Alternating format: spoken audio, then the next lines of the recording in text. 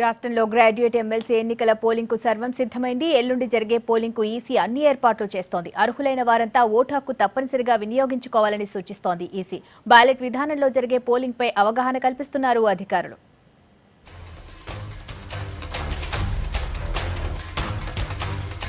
Graduate MLC ఎన్నికల campaign ముగిసింది. రాష్ట్రంలో 2 గ్రాడ్యుయేట్ స్థానాలకు పోలింగ్ జరగనుంది. మహబూబ్ నగర్, హైదరాబాద్, రంగారెడ్డితో పాటు నల్గొండ, వరంగల్, ఖమ్మం, పట్టభద్రుల స్థానానికి ఎన్నికలు జరుగుతున్నాయి.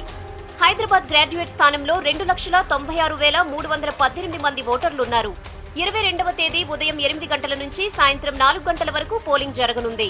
మొత్తం 413 పోలింగ్ కేంద్రాల్లో 435 పోలింగ్ బూతుల్లో ఓటింగ్కు ఏర్పాట్లు చేస్తున్నారు అధికారులు.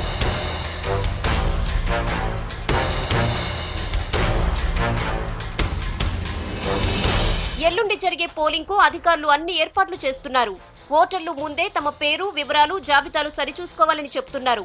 ఓటు వేసేందుకు సిబ్బంది ఇచ్చే కలర్ స్కెచ్ పెన్నును మాత్రమే వాడాలి. అభ్యర్థుల పేర్లకు ఎదురుగా ప్రాధాన్యత ప్రకారం ఓటు వేయాలి. ఇంగ్లీష్ తో పాటు రోమన్ అంకెలు, భారతదేశం గుర్తించిన భాషల్లోని సంఖ్యలతో ఓటు వేయొచ్చని చెబుతున్నారు అధికారులు.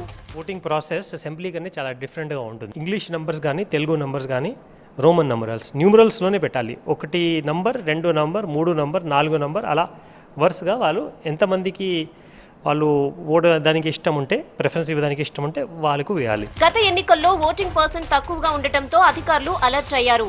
లాస్ట్ టైం మొత్తం 2,14,000 మంది ఓటర్లుంటే ఇందులో పోలైన ఓట్లు కేవలం 57,303 మంది మాత్రమే. ఇందులోనూ చెల్లని ఓట్లు 4,905 వరకు ఉన్నాయి. ఈ 9%లో 3,200 మంది ఏ ప్రాధాన్యత ఓటు వేస్తున్నారో స్పష్టంగా చెప్పలేదు. అంటే ఓటింగ్ పై అవగాహన లేకనే చెల్లని ఓట్లు ఎక్కువగా ఉన్నాయంటున్నారు అధికారులు. అన్ని పార్టీలు ఎమ్మెల్సీ ఎన్నికలను ప్రతిష్టాత్మకంగా తీసుకోవడంతో పోరు ఇంట్రెస్టింగ్ గా మారింది.